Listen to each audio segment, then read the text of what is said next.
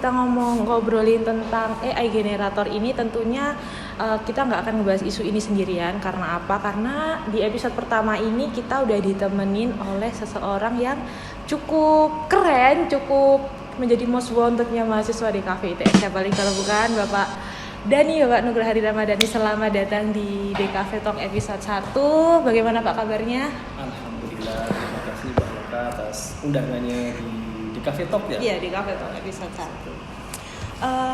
Kita kan awal tahun ini cukup digemparkan dengan sebuah teknologi yang sebenarnya bisa dibilang baru tapi tidak baru ya Pak ya, AI generator ini.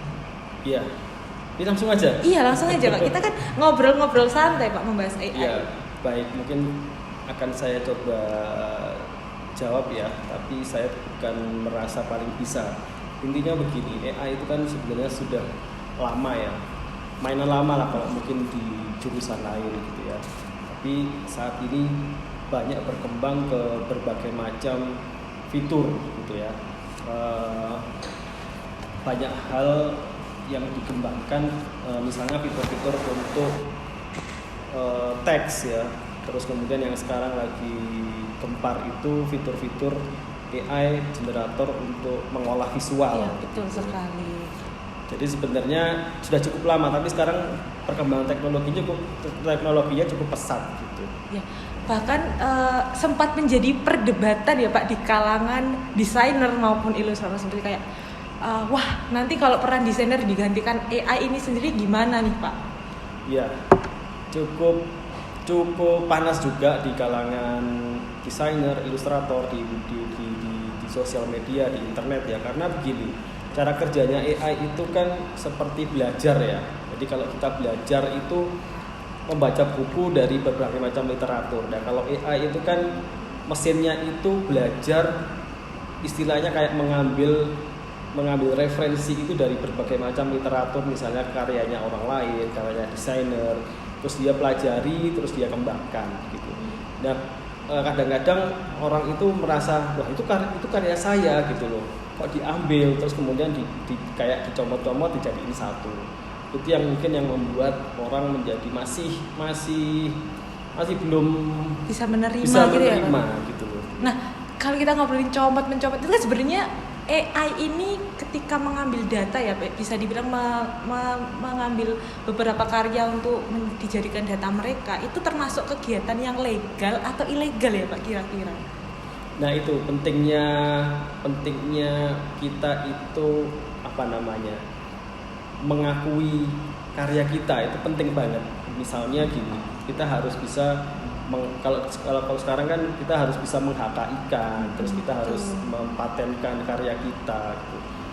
Nah masalahnya yang diambil belajar samplingnya yang ada di dunia internet itu mungkin ya banyak hal yang sudah kesebar tanpa dilindungi gitu loh. Jadi karya-karya itu mungkin banyak yang masih belum dilindungi oleh dia sendiri, akhirnya dicomot sama itu tadi. Ya bisa jadi seperti itu. Cukup ada sisi positif dan negatifnya ya Pak. Iya. Gitu ya. Sebenarnya sih yang menjadi perdebatan itu kan wah sekarang karya digampangkan gitu kan, kayak bikin ilustrasi, pengen bikin gambar ini, tinggal pakai AI nih gitu kan, gampang gitu.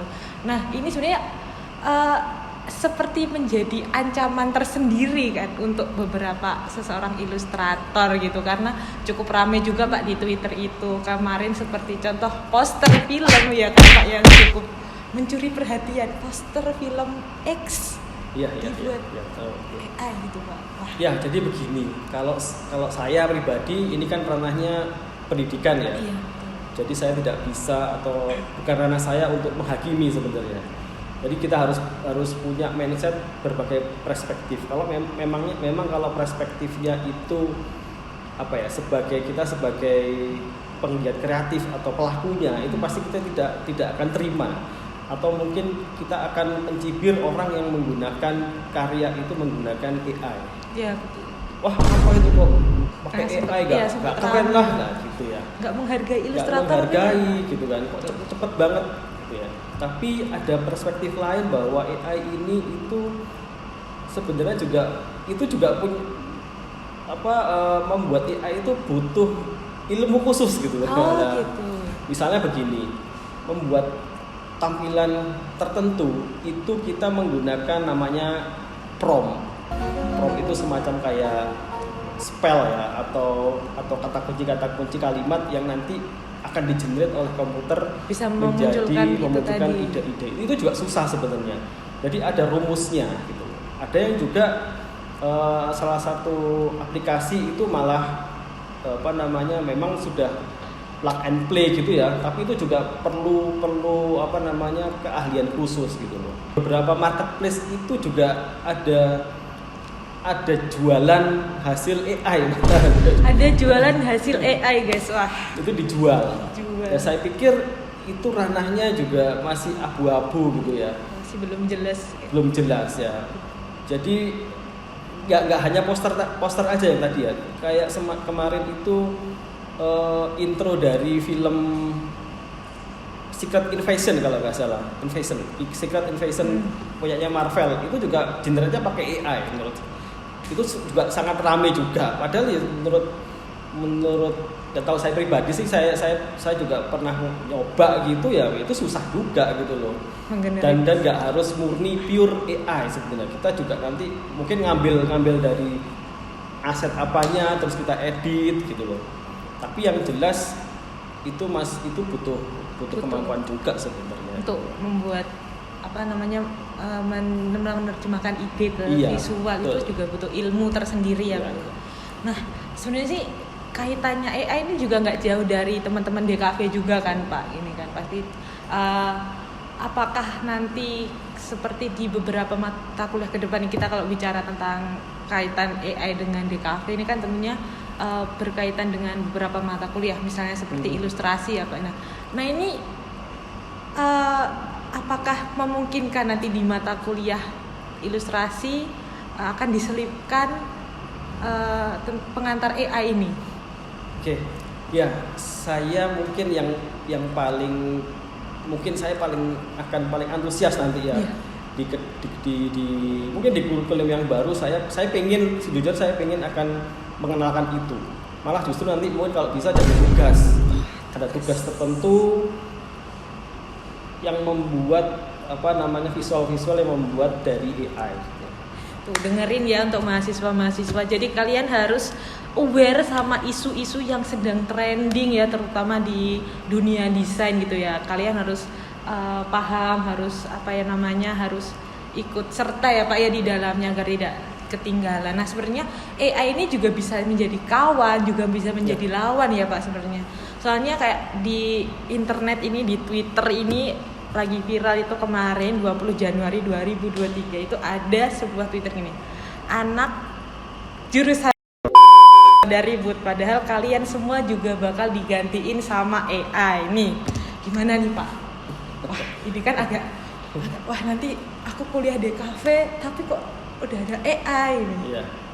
Ya, ini kembali lagi ya, memang jadi kelemahannya AI itu dia tidak punya perasaan, memang tidak punya etika. Justru manusia itu yang perlu ditingkatkan adalah perasaan dan etikanya itu. Jadi AI itu kalau bisa hanya itu tadi yang disebutkan Mbak Loka tadi, hanya sebagai alat bantu aja. Jadi nanti kalau sebenarnya bukan terus kita akhirnya tergantung dengan AI juga, jangan sampai begitu ya. Tapi paling tidak itu akan memudahkan kita lah gitu lah. Jadi perasaan, etika, terus kemampuan baik dan benar itu kita harus bisa memutuskan sendiri bagaimana AI itu pas di mana lah kita harus menggunakan yang itu. Jadi sebuah teknologi itu fungsinya untuk membantu ya Pak, lebih membantu bukan menggantikan, karena gimana pun juga kecerdasan manusia itu tidak akan tergantikan ya Pak. Betul gitu. Sebenarnya sih ada beberapa kekhawatiran ya Pak waktu awal-awal AI ini muncul, kayak tadi saya jelaskan seperti takut tergantikan oleh peranan AI, dan kan sekarang tuh orang-orang awam pun udah bisa gitu kan Pak bikin poster, gak usah lah memanfaatkan ilustrator mahal. Nah AI sendiri ini sebenarnya dia itu berbayar nggak sih Pak kalau untuk gambar-gambar yang wow banget gitu? Ya jadi mungkin cara kerjanya kayak gini ya, kayak game itu kan kadang-kadang misalnya ada 10 level gitu ya. Iya. Biasanya kita itu kalau habis install game kita cuman bisa main satu level aja. Kalau kita nggak bayar atau kita tidak bisa melampaui satu level itu, kita tidak bisa lanjut ke level berikutnya. Nah, AI pun mirip seperti itu. Jadi yang digratiskan itu biasanya cuman permukaannya saja gitu loh. Terbatas kemampuannya. Tapi ada juga yang AI yang free, yang kalau tidak salah ada salah satu itu yang tapi itu membutuhkan kemampuan komputernya agak high end gitu. Oh, berarti spek komputer juga komputer berpengaruh ya, Pak? Karena ibaratnya begini ya. AI itu kan mempelajari berbagai macam data, menggali data. Itu kan juga berat juga, apalagi visual gitu. Nah, itu butuh spek yang cukup mumpuni lah. Oh gitu. Jadi saya kira tuh kayak AI udah kita pakai website gitu terus tinggal masukin. Ternyata enggak ya, Pak ya? Lebih ada dari itu ya. Ada seperti itu. Kalau di website itu kan biasanya dia mungkin pakai cloud ya, iya, mikirnya gitu. Ada yang lokal server tapi kemampuan komputernya juga harus baik. Iya, bahkan sekarang itu Adobe terbaru itu juga dikasih fitur AI ya kan Pak. Yang bahkan digital imaging tinggal memasukkan kata kunci langsung keluar gitu. Wah, ini juga fotografer juga cukup ketar-ketir gak sih sebenarnya untuk digital imaging dan lain-lain sebagainya gitu. Ya, sekali lagi bahwa kemampuan seorang fotografer, videografer itu saya yakin itu masih jauh di atas AI ya. Jadi AI itu mungkin nanti akhirnya bisa membantu misalnya seperti ini. Misalnya kalau kita ke klien, si kliennya minta gimana sih konsepmu gitu kan? Gimana sih konsepnya? Dia pengen tahu. Nah, kita bisa pakai AI. Oh, gitu. Untuk menjelaskan bisa, konsep. apa namanya itu ya? Untuk storyboard mungkin. Iya, benar. Untuk ya konsep ya, lah untuk gitu mencari kan. referensi ya, untuk membuat referensi gitu kan ya. Soalnya hasil dari AI sendiri itu orang awam atau kita yang sebagai desainer itu kita pasti paham lah. Iya, benar. Wah, ini kok janggal ya, kok ada yang aneh gitu loh, masih ada yang aneh. Mungkin ke depan mungkin akan lebih presisi atau lebih bagus. Tapi sekarang masih seperti itu. Berarti kesimpulan untuk di episode pertama ini kita nggak perlu khawatir ya Pak dengan adanya teknologi AI generator ini. Justru AI ini sebenarnya lebih menjadi teman untuk referensi, untuk agar mengeluarkan ide-ide gitu kan. Tapi kan pada akhirnya kita sendiri Pak yang mengeksekusi ide tersebut. Ya, gitu. Betul. Nah, jadi kalau kita tidak mencoba, itu kita tidak bisa tahu salah benernya bagaimana. Jadi kita harus mencoba. Ya, ibaratnya kalau kita mau membohongi masyarakat awam, ya masyarakat awam itu memang belum tahu memang. Tapi kalau masyarakat awam itu tahu, mereka akan paham, oh ini bohong gitu. Nah, AI pun seperti itu. Kalau kita tidak paham cara kerjanya, kita tidak tahu penggunanya seperti apa, ya kita harus tahu dulu gitu loh. Baru nanti kita akan sense kita, oh ini kita harus pakai yang mana gitu. Nah, buat teman-teman nih, jadi teman-teman desainer, ilustrator dan semua mahasiswa desain tuh nggak perlu takut, nggak perlu merasa tersaingi ya Pak dengan adanya AI itu. Karena ya bagaimanapun juga AI ini hanya teknologi, ada sebuah alat bantu yang membantu kita meringankan pekerjaan, bukan menggantikan pekerjaan ya Pak tentunya. Karena gimana pun juga ide atau konsep murni itu datangnya dari otak kita sendiri gitu. Oke, mungkin di episode 1 ini kita cukup sampai di sini dulu Pak Dani. Terima kasih atas insight, atas masukan, atas pembahasan yang cukup menarik karena AI ini cukup booming ya di awal tahun itu dan cukup menjadi gembar-gembar dan akhirnya kita sendiri bisa berdamai gitu, bisa berdampingan dengan AI generator ini. Oke, Sobat DKV ITS, jangan lupa ya untuk like, share, dan komen postingan ini. Tentunya kita akan kembali lagi di episode-episode selanjutnya dengan membahas isu-isu yang tentunya menjadi hot topic di dunia desain. Oke, saya Loka dan Dani pamit undur diri. Terima kasih.